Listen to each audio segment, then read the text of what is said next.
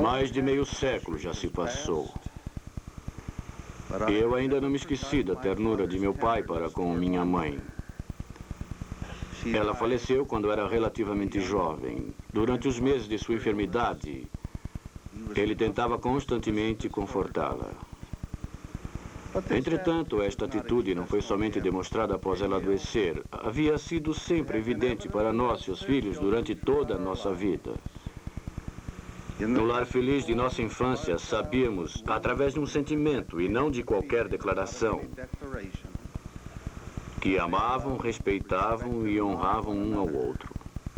Que bênção esta imagem tem sido. Quando éramos crianças, sentimos uma grande segurança por causa dela. À medida que ficamos mais velhos, nossos pensamentos e ações foram influenciados por aquele exemplo tão rememorado. Minha amada companheira e eu estamos casados já há quase meio século, 47 anos para ser exato.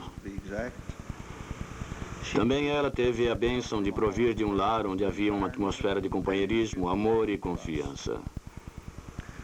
Sei que muitos de vós viesses de lares assim. Mais ainda, sei também que muitos de vós viveis em felicidade e amor em vosso lar. Todavia, há muitos mesmo que não desfrutam da mesma condição.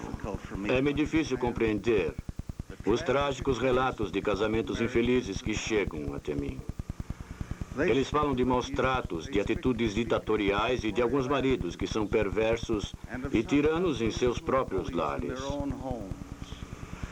Falam da perda de confiança e de convênios quebrados. Falam de divórcio e lágrimas e tristeza. Há poucos dias recebi uma carta de uma irmã que escreveu com detalhes sobre seus problemas. Desesperada, ela perguntou: a mulher tem qualquer promessa de algum dia ser considerada um membro respeitado da raça humana?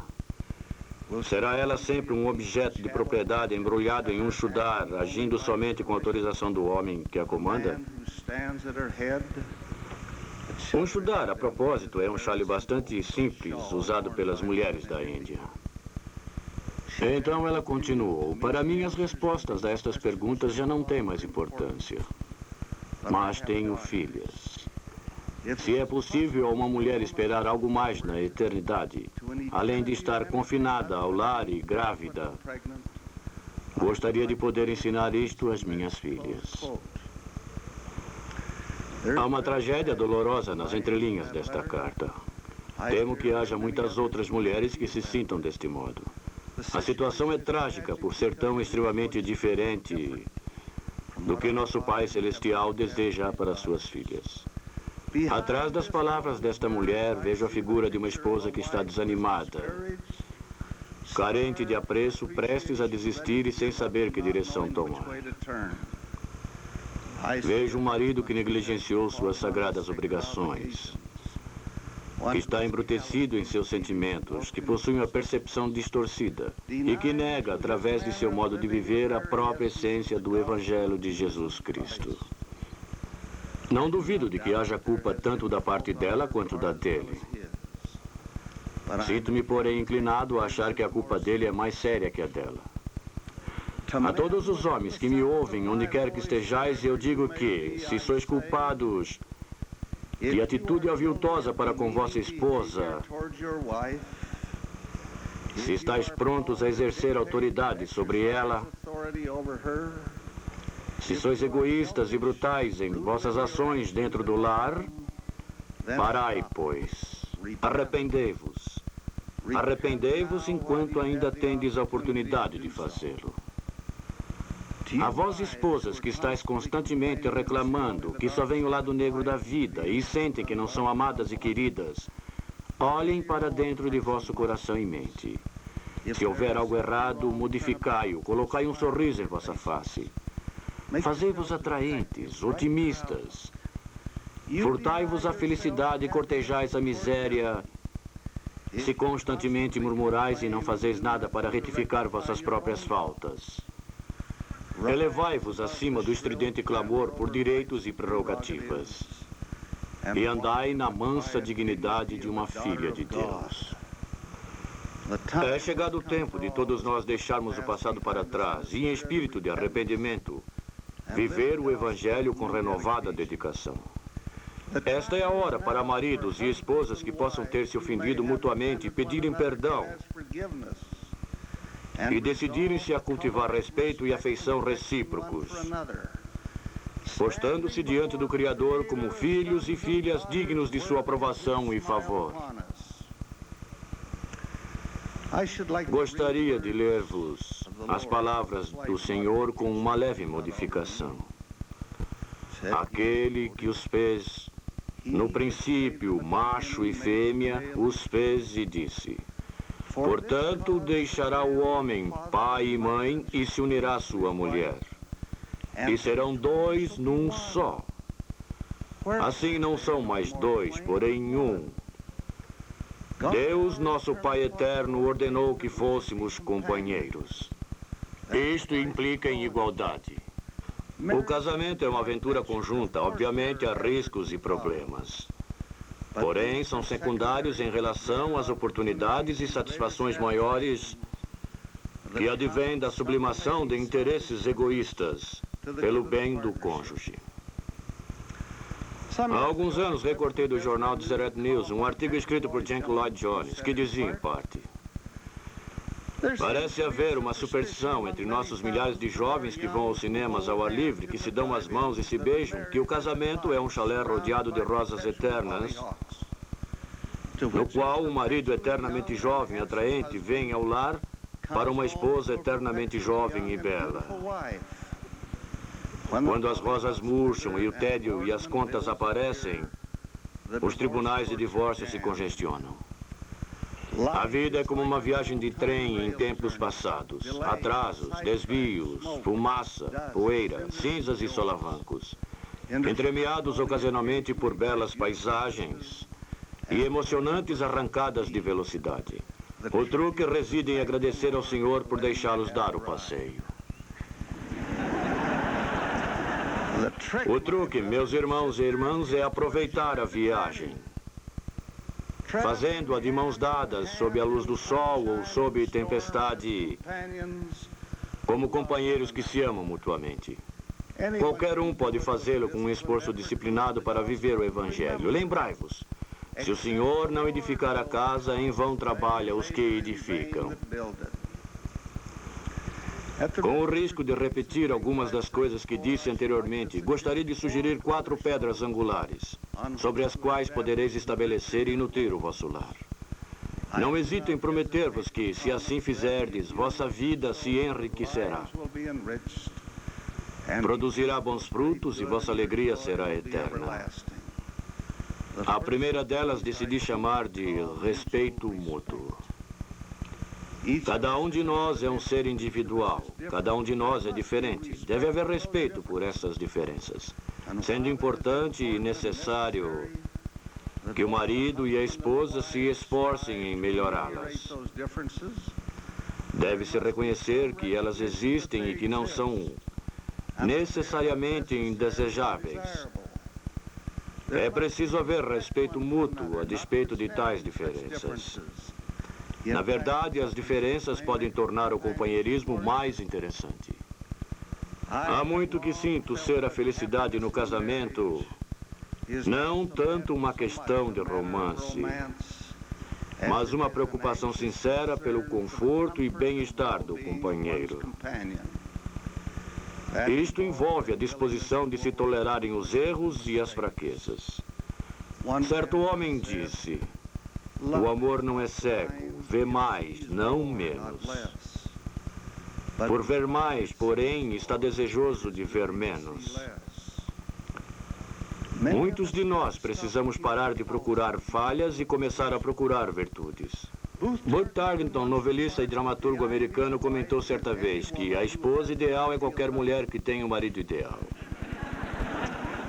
Infelizmente, algumas esposas desejam refazer seu marido segundo o seu próprio modelo.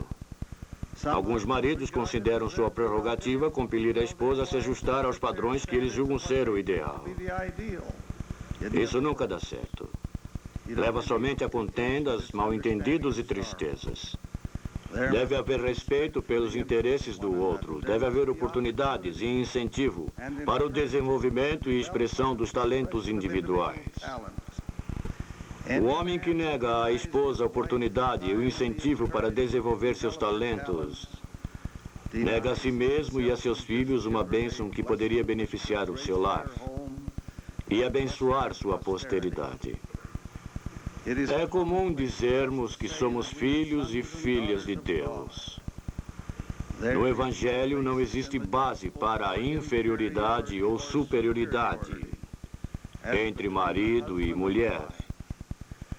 Achais que Deus, nosso Pai eterno, ama suas filhas menos que seus filhos? Nenhum homem pode dirimir ou rebaixar sua esposa como uma filha de Deus sem ofender seu Pai celestial. Fico ofendido com o sofisma de que a única sina da mulher sude é ficar confinada ao lar e grávida. É uma frase arguta, porém falsa. Obviamente, cremos em ter filhos. O Senhor disse que nos multiplicássemos e enchêssemos a terra para que tivéssemos alegria em nossa posteridade. E não há maior alegria do que aquela que nos advém de termos filhos felizes sendo criados em boas famílias. Todavia, ele não designou o número de filhos, nem a igreja. Este é um assunto sagrado entre o casal e o Senhor. A declaração oficial da igreja diz o seguinte: o homem deve ter consideração para com sua esposa que arca com a responsabilidade maior. Não somente de dar à luz os filhos, mas também de cuidar deles através da infância. E deve ajudá-la a conservar a força e a saúde. Os casais devem exercitar o autocontrole em todas as suas relações. Devem procurar inspiração e sabedoria do Senhor para que possam resolver seus desafios conjugais e criar seus filhos de acordo com os ensinamentos do Evangelho. Fim da citação. Maridos, esposas, respeitai-vos mutuamente. Vivei dignos do respeito um do outro. Cultivai o tipo de respeito que se expressa na gentileza, na paciência, no perdão, na afeição verdadeira, sem diplomacia fingida e sem ostentação de autoridade. Passo agora para a segunda pedra angular. Na falta de nome melhor, chamo-a de a resposta branda. Há muito tempo, o escritor de Provérbios declarou: a resposta branda desvia o furor, mas a palavra dura suscita a ira. Ouço muitas queixas de homens e mulheres que não conseguem comunicar-se entre si. Talvez eu seja ingênuo, mas não compreendo isso. A comunicação é essencialmente um problema de diálogo. Eles devem ter se comunicado quando estavam namorando. Não podem continuar a conversar após o casamento?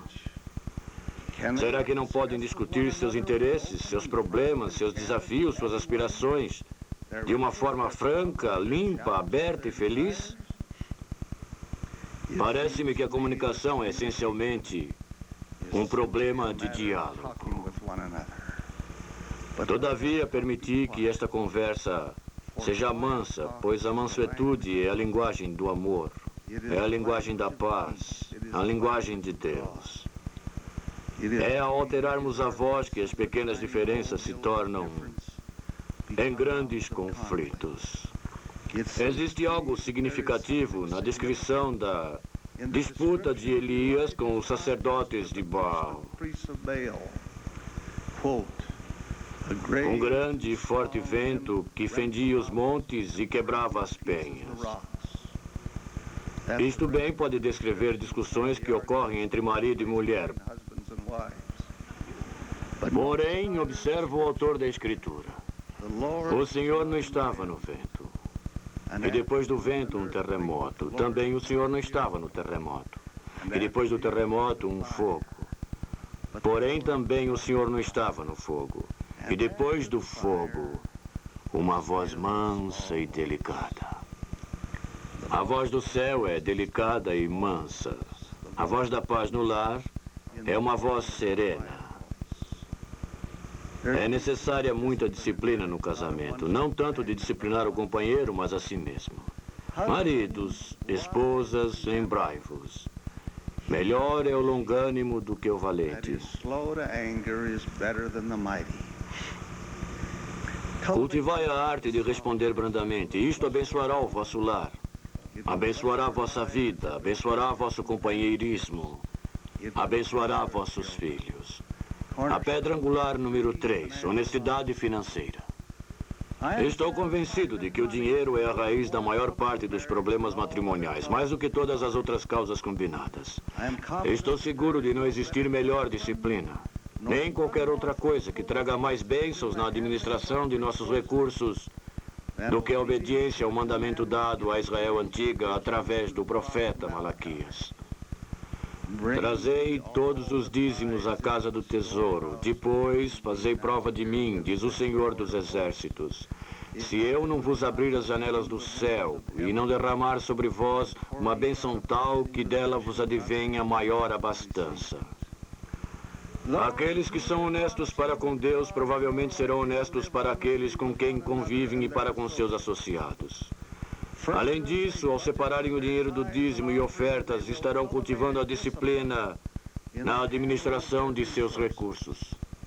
Vivemos em uma época de publicidade persuasiva e hábeis promoções de venda. Tudo feito de modo a nos persuadir a gastar. Um marido ou uma esposa extravagante pode pôr em risco qualquer casamento. Acredito ser um bom princípio que cada um tenha um pouco de liberdade e independência, com os gastos necessários do dia a dia.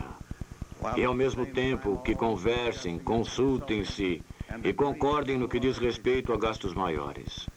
Haveria menos decisões precipitadas, menos investimentos imprudentes e, consequentemente, menos perdas e poucas falências, se marido e mulher se aconselhassem mutuamente sobre tais assuntos e, em união, buscassem conselho de outros.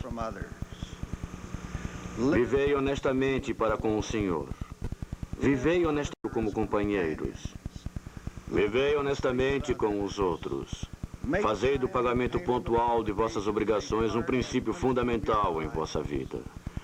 Aconselhai-vos mutuamente e sede unidos em vossas decisões. O Senhor vos abençoará se assim procederdes. A última pedra angular sobre a qual deveis edificar o vosso lar. Oração familiar. Já salientada pelo irmão Larsen. Não conheço nada que exerça um efeito mais salutar em vossa vida do que a prática de vos ajoelhardes juntos em oração. As próprias palavras Nosso Pai Celestial já têm um efeito tremendo. Não podeis pronunciá-las com sinceridade e com reconhecimento sem que tenhais um sentimento de responsabilidade para com Deus. As pequenas tormentas que parecem afligir todo o casamento tornam-se de pouca importância quando ajoelhais perante o Senhor e vos dirigis a Ele como um filho e filha fervorosos. Vossas conversas diárias com Ele trarão a paz ao vosso coração e alegria à vossa vida, que não poderão advir de nenhuma outra fonte. Vosso companheirismo enternecer-se-á através dos anos.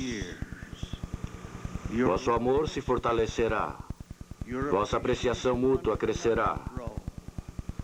Vossos filhos serão abençoados com um sentimento de segurança, proveniente da vida em um lar onde habita o Espírito de Deus. Conhecerão e amarão pais que respeitam um ao outro. E um espírito de respeito desenvolver-se-á em seu próprio coração.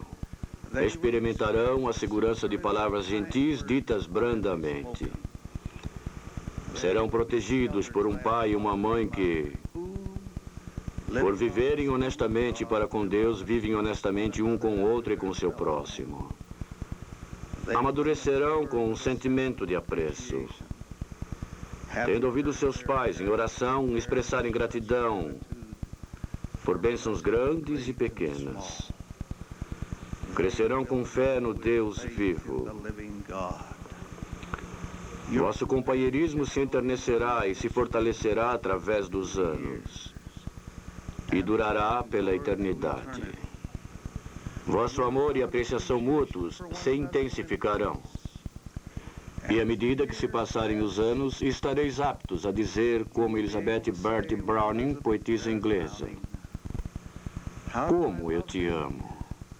Deixa-me contar as maneiras. Amo-te como do dias inteiras, e serenas aspirações sob o sol ou a candeia fugidiça. Amo-te livremente como o homem que luta pela justiça.